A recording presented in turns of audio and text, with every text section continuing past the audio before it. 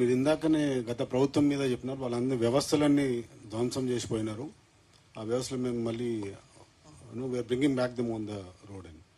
ఇందులో ఒకటి వాళ్ళు చేసింది, చాలా మంది ఎమ్మెల్యేలప్పుడు మిగతా పార్టీ నుంచి కొనుగోలు చేసియో లేకపోతే తీసుకుపోయి ఆ పార్టీలను మొత్తానికి డిస్ట్రాయ్ చేసినారు. సో ఈ మధ్యన కూడా బీఆర్ఎస్ పార్టీ ఎమ్మెల్యేలు కొంతమంది మిమ్మల్ని కలుస్తున్నారు. సో మీరు కూడా అదే పాతలో పోతారా, లేకపోతే మీ వ్యవస్థలను మళ్ళీ మంచిగా చేసే ఆ ప్రయత్నం ఏమైనా చేస్తారా? 100 రోజులు మేము మంచి పరిపాలన అందించడానికి ఎవరు వచ్చినా కూడా మేము చేరికల అనే విధానానికి పోకుండా మేము పరిపాలన అందించినాం.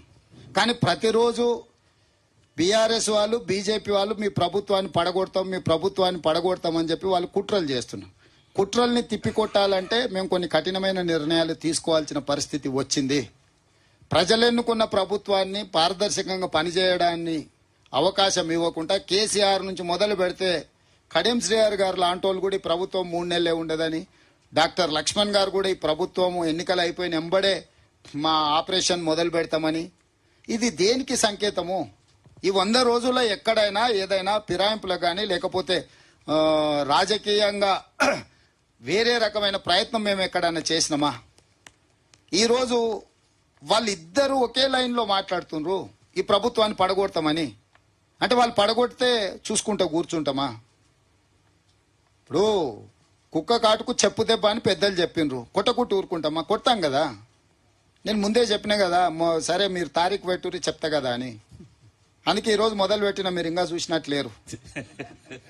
100వ రోజు మొదలు పెట్టిన, 100 రోజుల పరిపాలన మీదనే పెట్టిన. ఈరోజు ఎన్నికల నగారం మోగింది కాబట్టి ఇంకా ఎన్నికల రూపం చూపిస్తా. రాజకీయ పార్టీ అధ్యక్షుడిగా ఈ రోజు నుంచి రాజకీయ పార్టీ అధ్యక్షుడిగా పని మొదలు పెడతా కదా. నిన్నటి కోడ్ రానంత వరకు ముఖ్యమంత్రిగానే వ్యవహరించిన. ఎందుకంటే చాలా నిబద్ధతతోని రోజుకు 18 గంటలు ప్రతిరోజు పనిచేసిన 100 రోజులు.